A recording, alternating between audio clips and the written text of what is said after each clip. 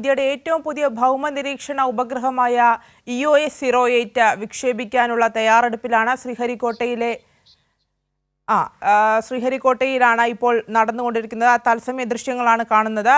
EOS-08 വിക്ഷേപിച്ചു എന്നാണ് മനസ്സിലാക്കുന്നത്.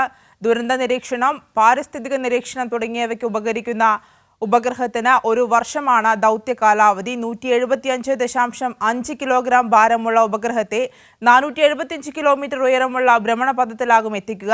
3 പെലോഡുകളാണ് ഉപഗ്രഹത്തിൽ ഉണ്ടാകുക. തത്സമയ ദൃശ്യങ്ങളാണ് പ്രേക്ഷകർ കണ്ടുകൊണ്ടിരിക്കുന്നത്.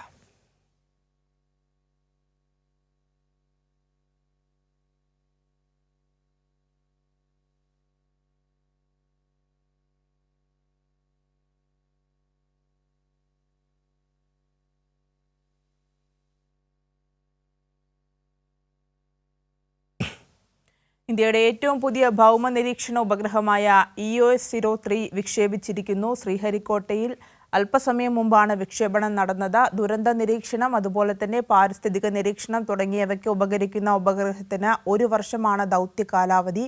175.5 കിലോഗ്രാം ഭാരമുള്ള ഉപഗ്രഹത്തെ 475 കിലോമീറ്റർ ഉയരത്തിലുള്ള ഭ്രമണപഥത്തിലാകും എത്തിക്കുക.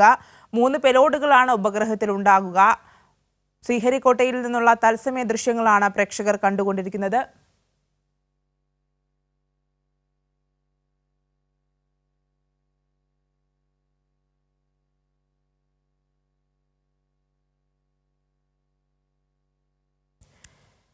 ഇന്ത്യയുടെ മറ്റൊരു പുത്തൻ നാഴികക്കല്ല് കൂടിയാണ് ഈ ഒരു അവസരത്തിൽ വിക്ഷേപിച്ചിരിക്കുന്നത്. ഇന്ത്യയുടെ ഏറ്റവും പുതിയ ഭൗമ നിരീക്ഷണ ഉപഗ്രഹം EOS-08 വിക്ഷേപിച്ചിരിക്കുന്നു.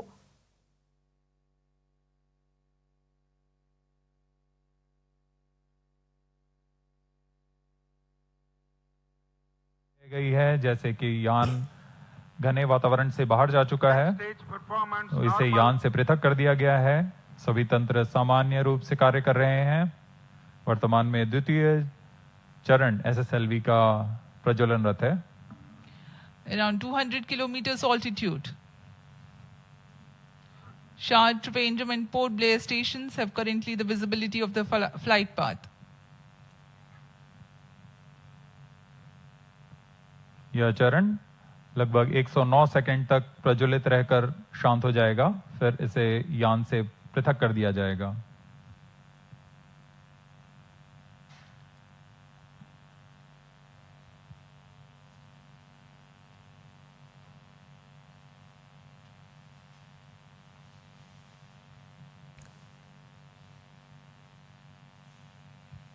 +4 मिनट. इस दौरान यान क्लोज लूप गाइडेंस के अंतर्गत है.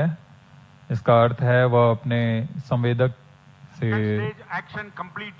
संकेत प्राप्त कर अपने दिशा निर्धारण स्वयं कर रहा है. अब SS2 का कार्यकाल समाप्त हो चुका है, वह बंद हो चुका है. उसके साथ ही SS2 S3 कोस्टिंग फेज जारी है. यह कोस्टिंग फेज लगभग 163 सेकंड तक जारी रहेगा. Vehicle is in combined hosting and performance is normal. The second stage SS2 has completed its operation, but presently still with the ongoing rocket and combined coasting is in progress. दर्शक दीर्घा में यह साफ दिखाई दे रहा है, उन्होंने भरपूर आनंद लिया है प्रमोशन का. +5 मिनट.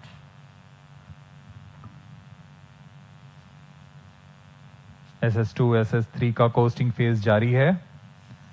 इस दौरान आपको उपग्रह के बारे में संक्षिप्त विवरण देते हैं. EOS-08 नवीनतम उपग्रह की दिशा में एक महत्वपूर्ण प्रगति का प्रदर्शन करने जा रहा है. इसमें संचार, बेसबैंड भंडार और पोजिशनिंग जैसे इलेक्ट्रॉनिक पैकेज को एकीकृत कर एवियोनिक सिस्टम तैयार किया गया है, जिससे यह बहुउद्देशीय एकल और सक्षम यूनिट बन गया है. इसमें कमर्शियल ऑफ द शेल्फ घटकों का इस्तेमाल कर कोल्ड रिडंडेंट सिस्टम तैयार किया गया है. इसके अलावा इसके स्ट्रक्चरल पैनल में ही इलेक्ट्रॉनिक सर्किट बोर्ड अंतर्निहित किया गया है. इसके अलावा इसमें battery, dual gimbal antenna, phased array antenna और लचीला सोलर पैनल लगाया गया है. സ്മോൾ സാറ്റലൈറ്റ് ലോഞ്ച് വെഹിക്കിൾ 03 മൂന്നാമത്തേതും അവസാനത്തേതുമായ ഭൗമ നിരീക്ഷണ ഉപഗ്രഹം വിക്ഷേപിച്ച ദൃശ്യങ്ങളാണ് നമ്മൾ കണ്ടുകൊണ്ടിരിക്കുന്നത്. ISRO സമൂഹ മാധ്യമത്തിലൂടെയാണ് ഈ ഒരു വിവരം അറിയിച്ചത്. ശ്രീഹരിക്കോട്ടയിലായിരുന്നു വിക്ഷേപണം നടന്നത്. ഈ വർഷത്തെ മൂന്നാമത്തെ വിക്ഷേപമാണ് ഇത്. EOS-03 ആദ്യം വ്യാഴാഴ്ചയായിരുന്നു വിക്ഷേപിക്കാൻ തീരുമാനിച്ചത്. പിന്നെ അത് വെള്ളിയാഴ്ചത്തേക്ക് മാറ്റുകയായിരുന്നു. ഒരു വർഷമാണ് ഇതിൻ്റെ ദൗത്യ കാലാവധി എന്ന് പറയുന്നത്. 34 മീറ്റർ ഉയരവും അതുപോലെ തന്നെ 500 കിലോഗ്രാം വരെ ഭാരവുമുള്ള ഉപഗ്രഹങ്ങളെ വഹിക്കാനും എർത്ത് ഓർബിറ്റിൽ സ്ഥാപിക്കാനും ഈ റോക്കറ്റിന് സാധിക്കുമെന്നതാണ് ഇതിൻ്റെ ഏറ്റവും വലിയ പ്രത്യേകത. മൈക്രോ സാറ്റലൈറ്റ് രൂപകൽപ്പന ചെയ്ത് വികസിപ്പിക്കുകയും മൈക്രോ സാറ്റലൈറ്റ് ബേസിന് അനുയോജ്യമായ പെലോഡ് ഉപഗ്രഹങ്ങൾ സൃഷ്ടിക്കുകയും ചെയ്യുക, ഭാവിയിലെ പ്രവർത്തന ഉപഗ്രഹങ്ങൾക്ക് ആവശ്യമായ പുതിയ സാങ്കേതിക വിദ്യകൾ ഉൾപ്പെടുത്തുക എന്നിവയാണ് SSLV D3 EOS-08 നിർമ്മാണത്തിൻ്റെ പ്രാഥമിക ലക്ഷ്യങ്ങളെന്നാണ് ISRO നിലവിൽ അറിയിച്ചിരിക്കുന്നത്.